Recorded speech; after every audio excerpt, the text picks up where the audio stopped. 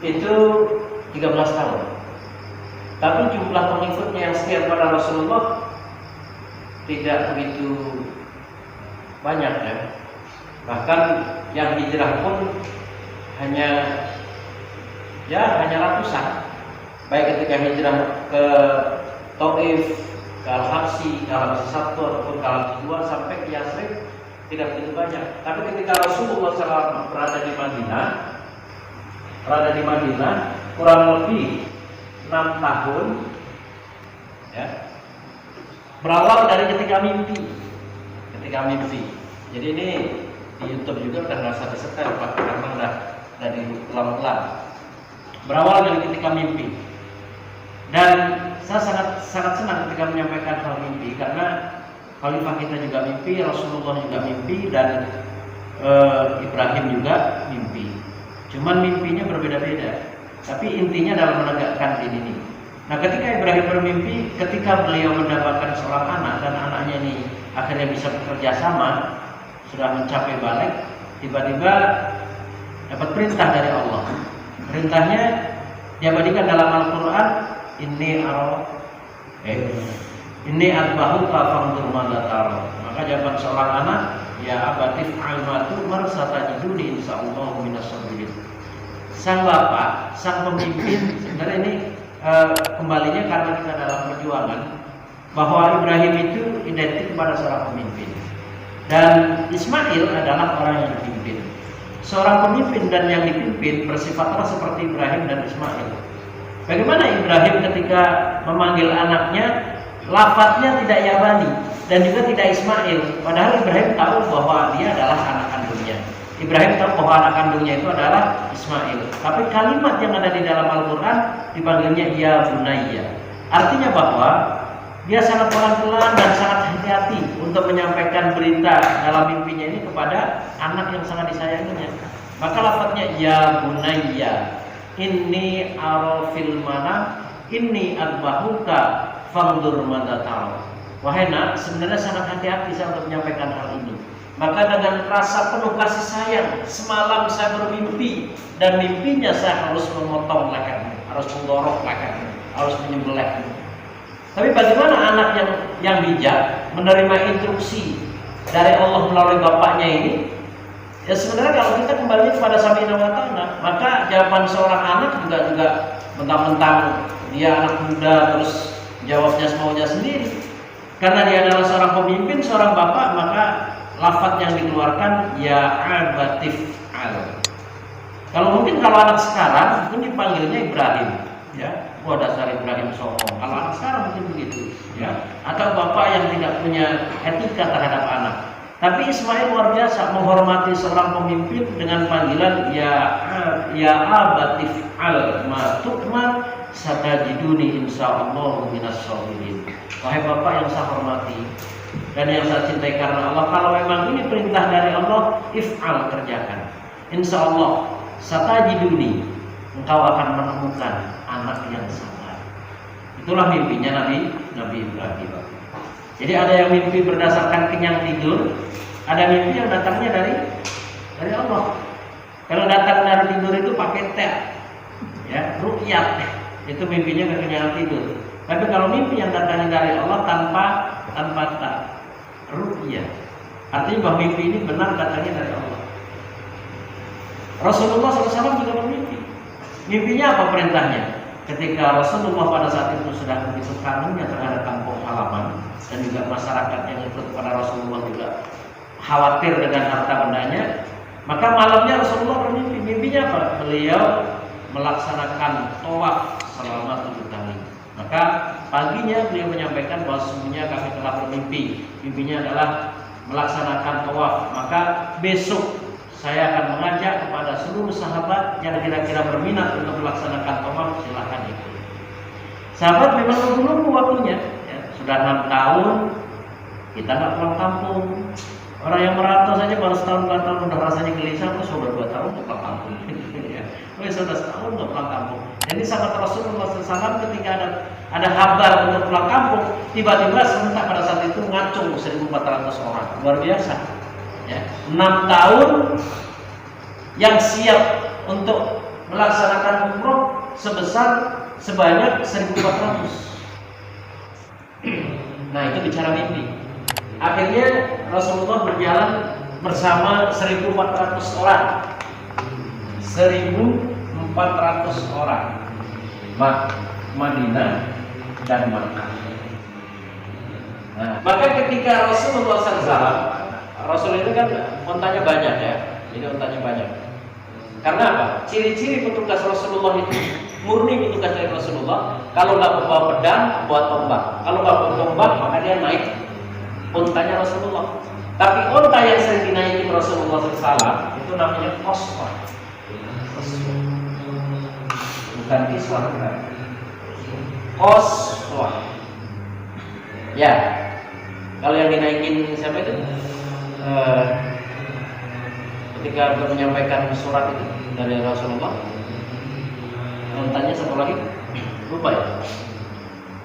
Nah, ini jarak Mekah dan Madinah ini ada dua kota yang sangat bersejarah karena peristiwanya yang menimpa pada diri Rasulullah. Ada Abwan, ada Aswan ya. Siapa punya? Iya.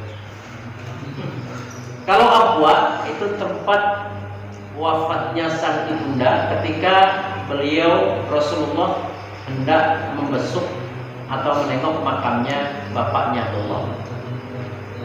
Kalau di Aswan ini juga terjadi dua peristiwa besar. Yang pertama terjadi Yabruk.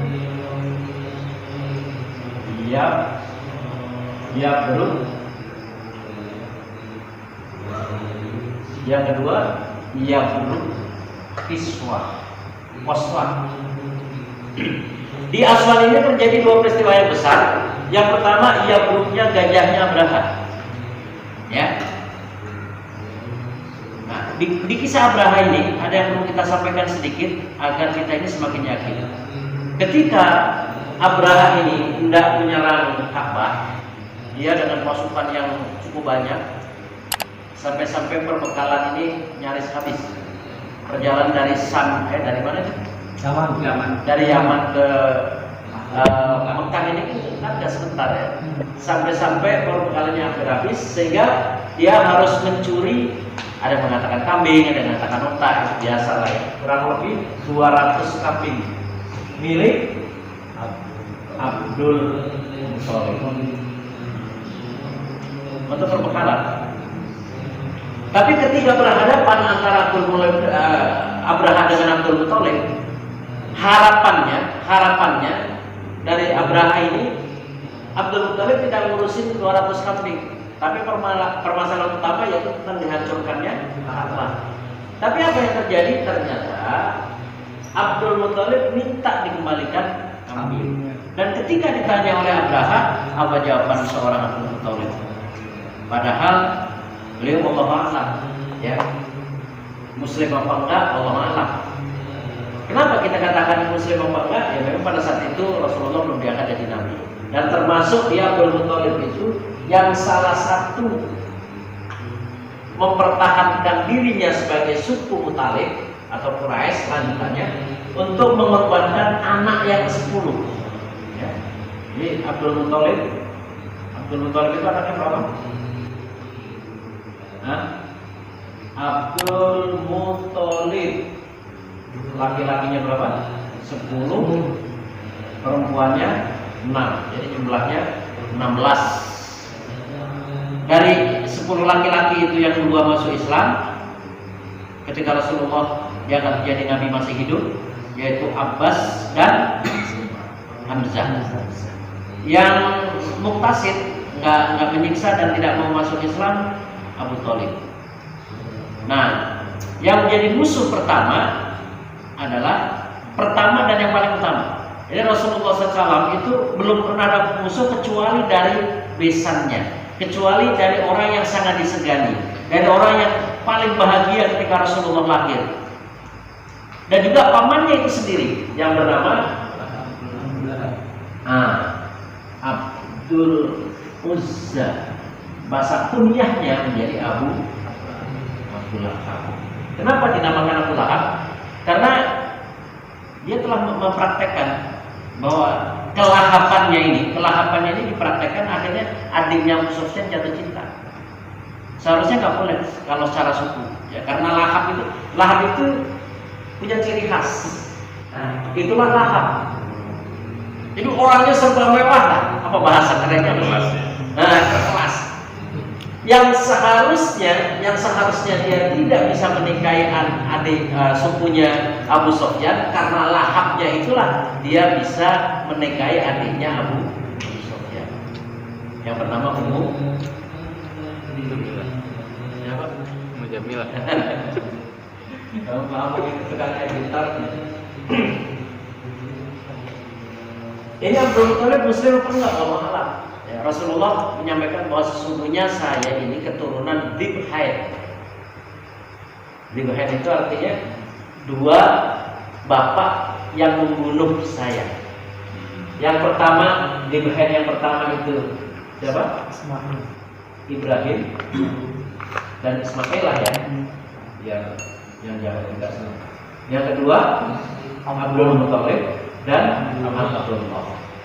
Nah, makanya saya keturunan Dibhain, dua orang yang dibunuh. Abdul Muthalib punya anak 10 laki-laki. Yang pertama namanya Haris, yang terakhir adalah Abdullah. Nah, ini nanti Haris ini punya anak namanya Abu Sufyan. Orang juga ini yang paling bengis memusuhi Rasulullah sampai detik-detik terjadinya Futuh Mekah. Haris bin Abu Sufyan bin Haris. Jadi ada Abu Sufyan bin Harbi, ada Abu Sufyan bin Haris. Abdullah ini ingin disembelih dan ingin dipersembahkan kepada gereja, patung-patung yang ada di sana. Berhalanya. Kalau dia harus begitu, maka dia akan mampu mempertahankan dirinya untuk menjadi as-siqayatul wal umarah, penjaga, memberi makan dan minum pada jamaah haji yang ada di situ. Maka dia rela mengorbankan Abdullah sebagai tumbalnya patung-patung dan berhala di sana. Nah, maka ya, kita menilai sendiri muslimkah atau bagaimana itu dia. Karena ada juga kan ketika belum turun Nabi, tapi dia tidak pernah musyrik. Selain Rasulullah, siapa? Abu Bakar As-Siddiq. Abu Bakar As-Siddiq itu walaupun Nabi belum turun, tidak pernah melakukan hal-hal yang memang terlarang. Tapi ternyata kakeknya Rasulullah sendiri, ya, yang kita kenal dengan Abdul Muthalib. Nah, Abdul Muthalib itu artinya Sakuban, Saibatul Hamdi, ya. Jadi ingat-ingat tuh. Nah, kata Abdul Muthalib apa? Saya hari ini tidak mempermasalahkan masalah Ka'bah, tapi saya datang menemui Abdullah hanya saya ingin minta kembali. Kenapa kamu mempermasalahkan kambing atau unta? Karena sesungguhnya Ka'bah milik Allah dan saya yakin Allah menjaga Ka'bah. Nah, ini kita kembalikan ke jamaah kita yang ada terhadap khilafah. Ya, biarkan saja khalifah ditangkap, yang lain-lain ditangkap. Tapi kalau kita yakin bahwa khilafah milik Allah, pasti Allah akan menjaga. Ini sudah dibuktikan sebenarnya. Saya sering sampaikan ke keluarga, ke anak-anak dan segala macam. Hari ini semakin jauh dengan jamaah dan tidak taat dengan khalifah, sudah langsung Allah kasih contoh. Karena memang ini laporannya di umum, jadi artinya tidak tertutup. Baik, kita lanjutkan kepada Abdul Muthalib yang rencananya akan membunuh Abdullah, tapi tidak jadi karena Allah bikin lupa selama 8 tahun. Jadi Allah bikin lupa terhadap Abdul Muthalib itu 8 tahun. Jadi akhirnya 8 tahun baru ngerti, saya ini mau menyembelih Abdullah ya. Karena dari 10 anak laki-laki itu yang paling dicintai adalah Abdullah, yang paling ganteng, yang paling, ya pokoknya Abdullah itulah, sampai dia ketika mau membunuh itu lupa. Dan satu orang yang perempuan masuk Islam itu siapa? Atikah ya? Atikah ya masuk Islam ya? Atikah. Yang lain Allah. Ketika yang terjadi Yabruk kemarin ngedepret, ontanya itu ngedepret, dan perjalanan onta itu tidak akan mau Yabruk kecuali ada perintah dari Sang Majikan. Tapi ini tiba-tiba onta itu Yabruk seperti Yabruknya dulu gajah ketika dinaiki oleh tentara Abraham. Tapi kalau gajah itu Yabruknya karena dia tidak mau mengantar pasukan Abraham untuk menuju Ka'bah, tapi Yabruknya kosramnya Rasulullah itu ada firasat, ada isyarat bahwa akan terjadi sesuatu hal. Maka di Aswan inilah akhirnya Rasulullah bertahan kurang lebih 20 hari. Ya, untuk menyampaikan kepada seluruh orang-orang yang ada di sekitarnya bahwa kami hadir ke tempat ini bukan untuk beribadah, bukan untuk berperang. Kami untuk melaksanakan umroh ibadah. Dan kami buktinya apa? Membawa binatang yang kita dalam sejarah itu disebutnya hadyu. Ya. Bahwa binatang ternak dengan label hadyu, artinya kalau beliau dan rombongan nanti sampai ke Mekah ini, hadyu ini akan dipotong dan akan dibagikan kepada fakir miskin. Dan beberapa utusan-utusan di sini nanti di Aswan ini dari pihak kafir Quraisy mengutus beberapa utusan. Ada 3, 4 sampai 5 ya. Mugoel, Murwa, siapa? Mikros, terus Hilun, dan yang terakhir adalah Suhail atau Sahel.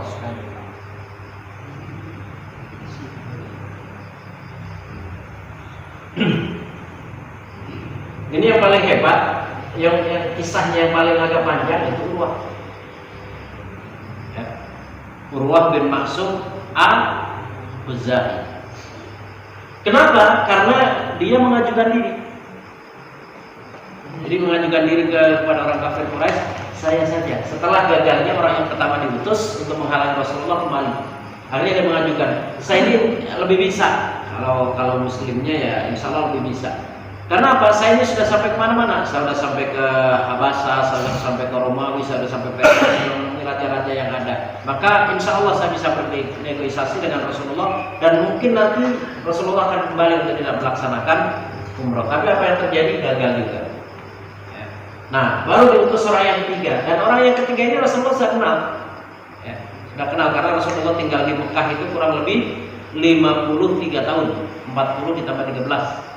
Ya, 53 tahun. Maka kenal satu persatu. Maka ketika datang Mikros, Rasulullah mengatakan hadza rajulun fajir. Wa idza takallama ismut. Ini yang datang di tengah-tengah kita ini orang-orang jahat. Orang yang sombong, orang yang tidak pernah berbuat baik dari masyarakat. Maka kalau dia nanti datang di tengah-tengah kita, sahabat semuanya diam dan saya akan diam. Nah, datanglah orang ketiga dan akhirnya dia kembali. Ya, dia kembali. Baru mengutus orang yang keempat, yaitu Hilun. Ketika orang yang keempat ini sudah diutus, maka Rasulullah berpikir, kok ini dari pihak mereka datang terus, sementara kita nggak datang-datang ini, nggak ada utusan yang ke sana. Maka akhirnya Rasulullah memerintahkan yang pertama adalah Umar. Ya, Umar. Demi Allah, ya Rasulullah, saya tidak akan pernah menolak. Tapi sesungguhnya Rasulullah lebih paham bahwa saya ini dari keturunan Bani Ad. Bani Adi itu gak banyak.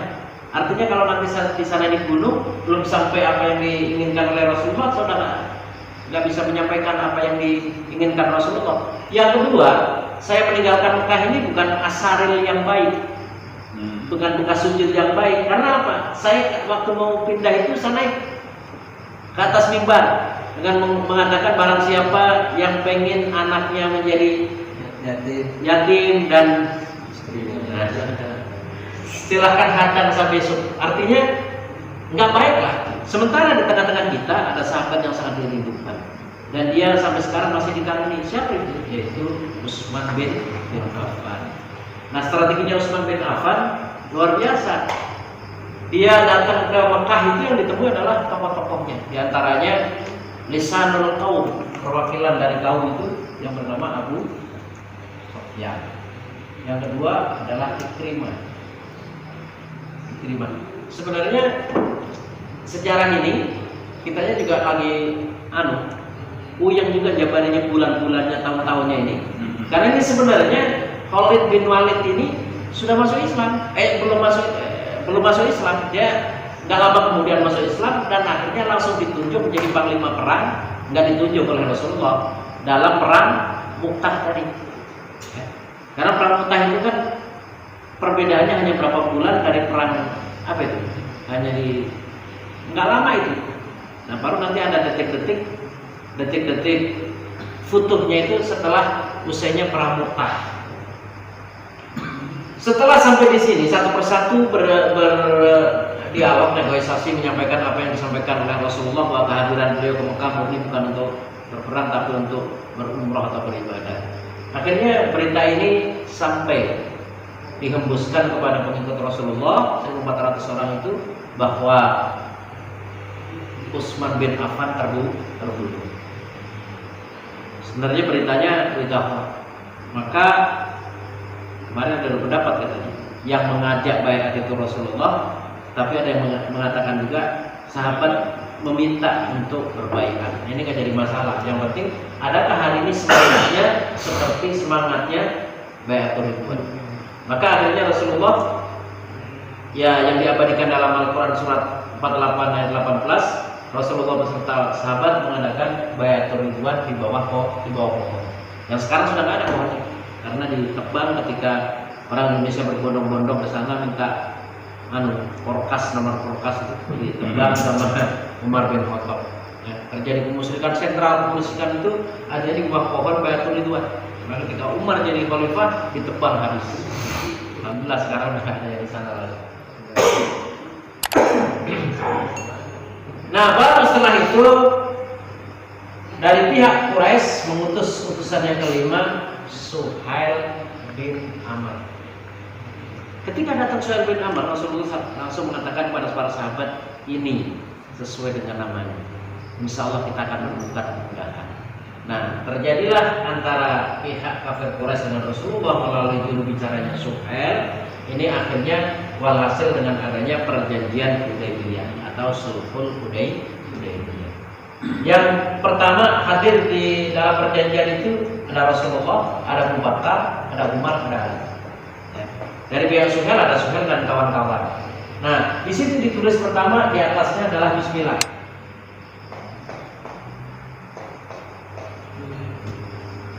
Bismillah, dan yang di bawahnya salah 1, 2, 3, 4 Muhammad Rasulullah.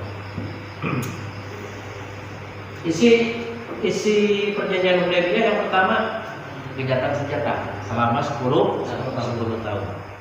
Yang kedua bebas ngeblok, mau ikut siapa bebas, suku manapun bebas, mau ikut Quraisy boleh, mau ikut Rasulullah juga boleh.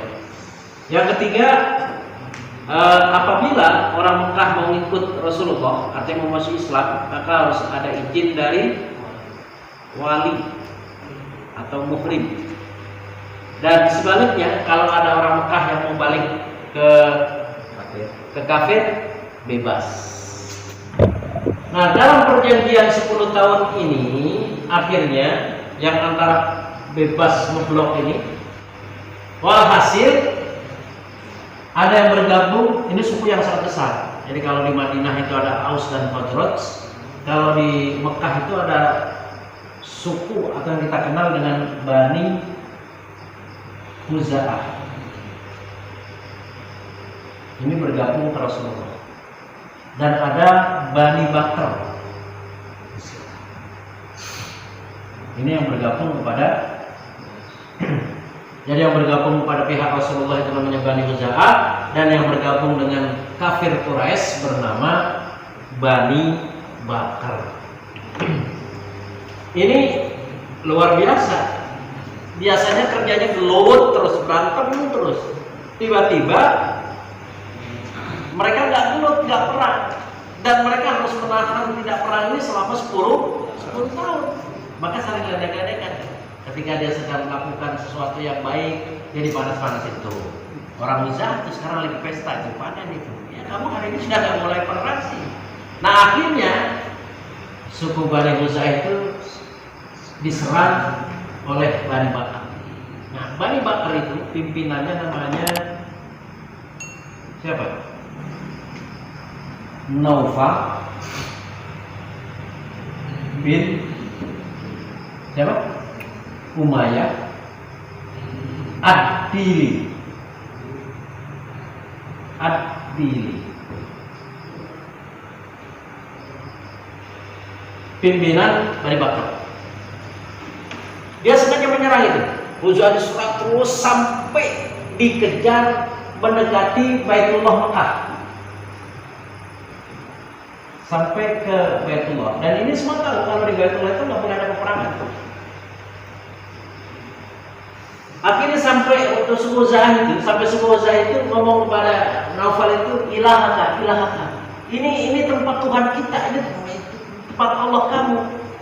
Jawaban seorang Naufal, la ilah fi hadzal yaum.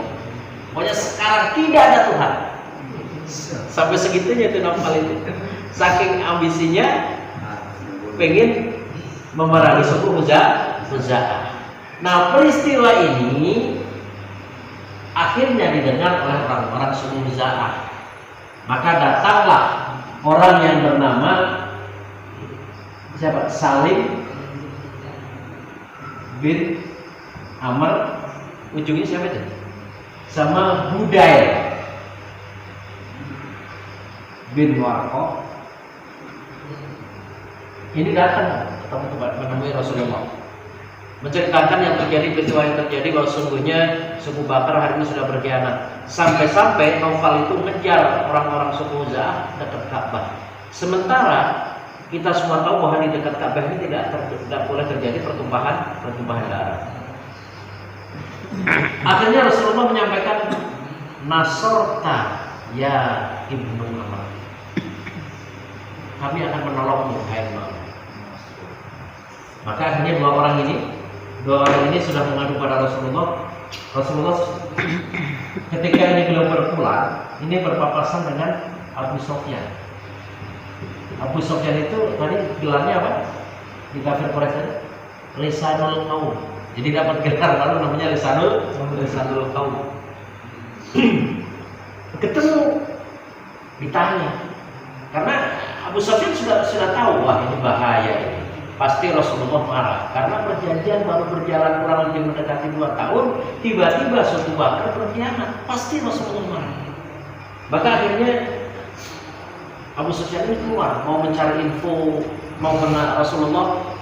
Nanti kita mau nyari info dulu. Akhirnya ketemulah Abu Sufyan ini dengan Salim dan Budayl di suatu perkotaan. Dan ketika ditanya, wahai Salim, 2 orang kamu dari mana? Apakah ketemu Rasulullah? Enggak, saya jalan-jalan aja, cuma melilingin lembah, kata Sufyan. Apakah jangan-jangan ini lapor pada Rasulullah? Abu Sufyan ini orang cerdas, nggak percaya begitu saja. Ketika 2 orang ini sudah berlalu, ontanya berak. Ontanya berak itu dicari sama Abu Sufyan. Ketika yang keluar, mohon maaf, dari kotoran unta itu ada kurmanya, maka bisa ngomong, nah ini 2 orang ini bohong. Sampai ini. Iya, coba. Sampai dikorek-korek ini. Membela din itu sampai segitunya dilakukan itu. Din yang batil sebelum masuk ke hak. Kita mau boro-boro disuruh sampai begitu mana-mana. Hanya ingin membela diri dan ingin tahu informasi sampai, mohon maaf ini, tahi kotoran unta ini korek-korek. Kan korek-korek kotoran unta itu kan banyak ya. Tidak tahu. Nah, ketika baru di situ ada biji kurmanya, ini dikasih tahu sama masyarakatnya bahwa sesungguhnya Salim dan Budayl telah berbohong. Dia baru saja menemui Rasulullah SAW. Ya. Maka akhirnya Abu Sufyan, saya sendiri yang akan berjalan dengan Rasulullah. Saya akan minta pada Rasulullah untuk perjanjian Hudaybiyah ini direnovasi. Apa sih renovasi bahasanya? Revisi. Direvisi. Mantap. Dan Abu Sufyan langkah pertama menemui Rasulullah. Ya, karena dia berpikir, saya insya Allah bisa menemui Rasulullah. Orang saya ini sebenarnya saudara dekat, walaupun bukan papan, saudara dekat. Mudah-mudahan masih ingat nih, Rasulullah mana ya kamu ya? Bin Abdul Thalib bin Hashim bin Abdi Manaf. Abu Sufyan bin Harb bin Umayyah bin Abis Samit bin Abi Manaf. Berapa keturunannya? Sama kan? Ya. Saat Rasulullah bin Abdullah bin Muttalib bin Asim bin Abi Manaf, Abu Sufyan bin Harbi bin Umayyah bin Abi Samit bin Abi Manaf. Saya ini masih saudara nih. Masih satu ini cangga. Masih satu nenek dan satu cangga. Nah, akhirnya dia berangkat datang untuk menemui Rasulullah dengan tujuan tadi perjanjian Hudaybiyah itu direvisi. Dan kata Abu Sufyan, saya harus berhasil karena saya punya langkah yang tinggi. Yang saya temuin bukan siapa-siapa, tapi anak kandung saya sendiri. Kebetulan anaknya Abu Sufyan itu istrinya Rasulullah. Siapa namanya? Ummu Habibah. Ditemui. Ketika Rasulullah masuk ke rumahnya Ummu Habibah, berarti kan itu rumah Rasulullah juga kan? Nah, ketika di situ ada Rasulullah itu selalu punya tempat di rumahnya untuk sholat, ya. Kalau katakanlah permadani lah. Ya. Tiba-tiba bapaknya ini datang, duduk di permadaninya. Apa kata Ummu Habibah? La tajlis. Wahai bapakku, jangan duduk. Wa anta haram najis. Wahai sang bapak, jangan kau duduk di atas permadani itu karena engkau adalah najis. Kata anak ini, anak saya sekarang berubah. Ya. Memang kenapa najisnya? Ini adalah tempat sujudnya suami saya. Suami saya adalah Rasulullah SAW. Dan ketika Rasulullah berada di sini selalu bersuci. Maka kalau bapak mau duduk di sini, silahkan bersuci dulu. Kata Abu Sufyan, ini kayaknya nggak bisa diajak musyawarah. Ada orang datang-datang kayak dibentak-bentak. Baru akhirnya Abu Sufyan menemui Abu Bakar, Umar. Nah, baru di sini ada Ali, ada Fatimah, ada Hasan. Jadi setelah gagal menemui Ummu Habibah dan Rasulullah enggak, itu Rasulullah setelah Ummu Habibah maka ke Rasulullah tidak sekalimat pun berkata ketika menemui Rasulullah. Jadi dengan janji-janji yang manis Rasulullah diam. Akhirnya Abu Sufyan ketemu dengan Abu Bakar. Manggilnya ke Abu Bakar, dia tahu. Jadi orang Mekah itu lebih condong dipanggil dengan nama bapaknya atau nama anak pertama gitu. Maka yang dipanggil nama aslinya bukan Abu Bakar. Siapa namanya? Apa bareng-bareng lupa aja?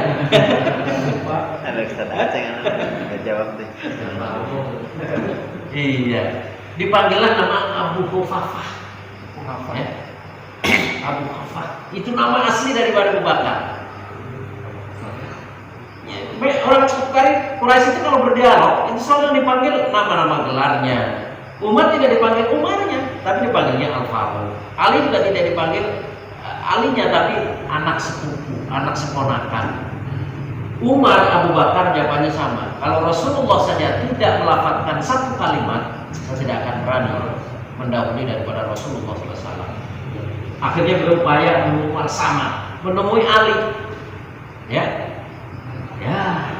Ali apalagi. Tapi dia harapannya ke Ali karena Ali itu terkenal dengan orangnya sangat sopan dan tunduk kepada orang yang lebih tua. Tapi ternyata gagal.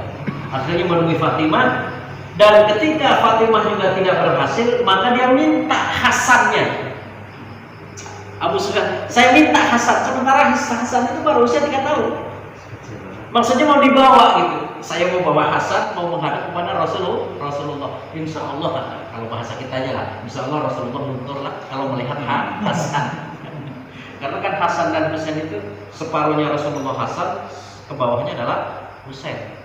Ya. Posturnya Rasulullah itu separuh ke atas Hasan, separuh ke bawah Husain. Maka Bilal itu dulu nggak pernah mau khutbah, nggak pernah mau adzan setelah Rasulullah wafat. Ketika Umar bin Khattab datang dan mengajak Hasan dan Husain, maka Bilal mau adzan. Apa kata Bilal? Demi Allah, saya melaksanakan untuk adzan bukan karena ketaatan saya kepada Umar bin Khattab, tapi karena melihat ada Rasulullah di badan Hasan dan badan Husain. Bilal itu kalau sudah adzan ketika Rasulullah wafat, wa asyhadu anna Muhammadar Rasulullah udah gak beres. Kalau masih Allahu Akbar, asyhadu an la ilaha illallah masih keluar lafaz. Tapi ketika wa asyhadu anna Muhammadar Rasulullah, mungkin kalau gambarannya Ustaz Yul, seperti kita mau bicara, lidah kita ditekuk pakai 2 jari kali ya. Nah, maka beliau menyatakan saya tidak mau adzan. Tapi ketika lihat Hasan dan Husain, beliau pernah adzan karena melihat Rasulullah di tubuh Hasan dan Husain. Ntar hidupnya apa Pak Amul? Hasan dan Husain. Pusing ambil juga. Tadi yang hebat gitu ya. Ya. Jadi akhirnya gagal. Mediasi antara Abu Sufyan yang diangkat sebagai lisanul qaum gagal untuk membujuk Rasulullah SAW. Dan sebenarnya hari-hari sebelumnya, sehari sebelumnya, Abu Bakar ini sudah menemui Rasulullah. Artinya silaturahim. Bahkan Aisyah pernah ngomong gini, dalam perjalanan saya mendampingi Rasulullah, bapak saya tidak pernah bertemu di waktu yang sekarang ini. Artinya Rasulullah itu Abu Bakar itu bertamunya persis waktu-waktu yang harus bertamu, kecuali pada saat itu. Maka ketika Abu Bakar masuk, kaget karena di dalamnya sudah ditumpuk senjata perangnya, tombaknya, panahnya, baju besinya. Beliau berpikir ini, nanya ke Aisyah, kata, ini Rasulullah mau perang. Perang kemana? Kan baru saja kita menyelesaikan perang Mu'tah dengan Heraklius, masih mau perang lagi?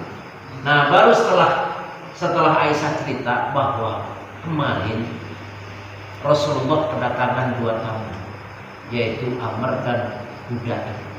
Nah, baru Abu Bakar pada saat itu punya kesimpulan bahwa ini kita sebentar lagi akan terjadi peperangan dengan orang-orang. Setelah hal ini terjadi, maka Rasulullah SAW menyampaikan kepada Abu Bakar bahwa sesungguhnya persiapan perang ini jangan sampai orang tahu. Jadi strateginya perang Rasulullah itu jangan dikira pimpin kitab kuning aja. Jadi ketika persiapan Futuh Mekah, strategi yang pertama Rasulullah mengutus 12 orang untuk berlatih perang di lembah. Di bawahan itu namanya lembah. Nah, tujuannya apa? Untuk mengecohkan masyarakat. Oh, Muhammad nggak mau perang, buktinya apa? Ada 12 orang itu bos-bosnya lagi berlatih perang. Yang kedua, beliau berdoa kepada Allah dan menyampaikan kepada seluruh sahabatnya untuk tidak menyampaikan persiapan Rasulullah bahwa Rasulullah mau berperang. Waktu Futuh Mekah. Tapi apa yang terjadi? Sahabat Rasulullah sendiri yang bersama-sama Rasulullah mengikuti perang Badar